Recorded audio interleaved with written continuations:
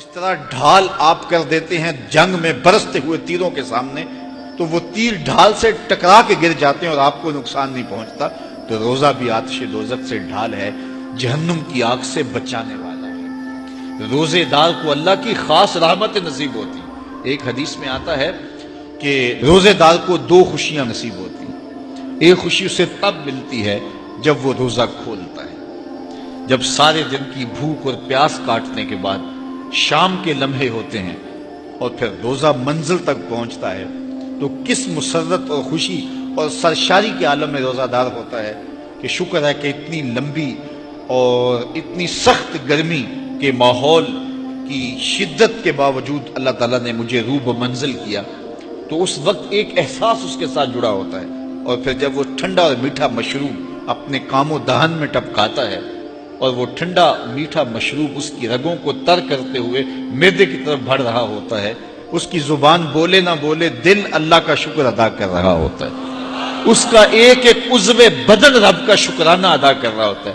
وہ ٹھنڈا اور میٹھا مشروب رگوں کو تر کرتا ہوا آگے بڑھتا چلا جاتا ہے، لیکن شکرانے کا وہ پیکر بن جاتا ہے۔ وہ ایک مسرت، ایک خوشی کا عالم ہوتا ہے کہ روزہ بھی نب گیا، سارے دن کی تکلیف بھی کٹ گئی، اور اللہ نے مجھے افطار کے لمحوں تک پہنچایا۔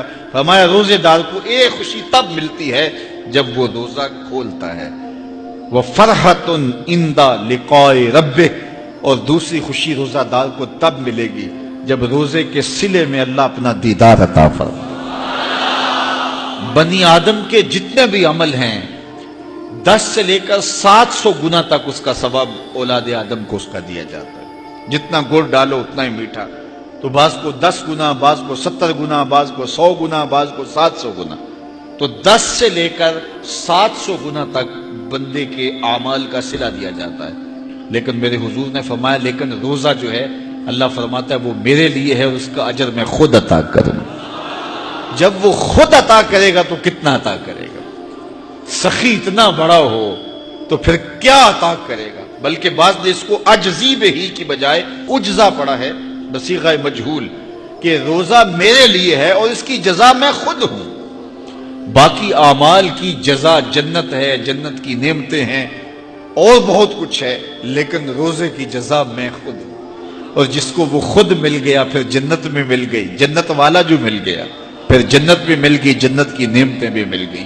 تو روزہ اللہ کی خوشنودی کا ذریعہ ہے، اس کی رضا کا ذریعہ ہے۔ تو خوش نصیب لوگ روزے کی برکتیں حاصل کرتے ہیں۔ اور ایک روایت میں آتا ہے جب رمضان المبارک کا آغاز ہوتا ہے اللہ اہل ایمان کو، اپنے بندوں کو محبت کی نظر سے دیکھتا ہے، اور اللہ جس کو محبت کی نظر سے دیکھ لے پھر اسے کبھی عذاب نہیں دے گا۔ اللہ اکبر۔ تو یہ روزہ دار کے لیے اللہ کی کرم نوازیاں ہیں، اللہ کی رحمتوں کے اجالے ہیں جو اس کے اوپر برستے ہیں۔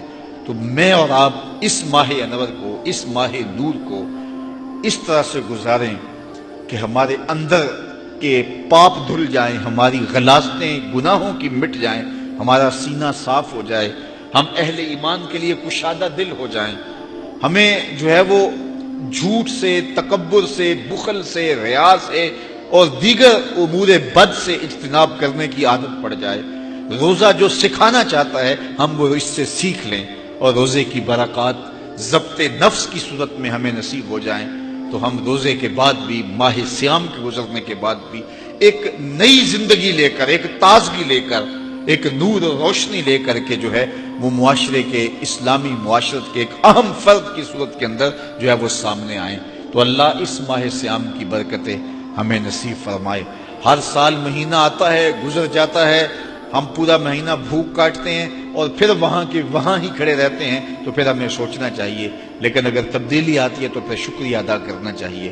آج کی اس تاریخ میں ہم عزم کر کے اٹھیں کہ ہمارا یہ ماہ صیام ہماری زندگی میں ایک سنگ میل ثابت ہوگا، اور ہم ایک نئے باغپن کے ساتھ، نئے عزم کے ساتھ یہ مہینہ گزاریں گے اور ضبط نفس سیکھیں گے اس مہینے سے۔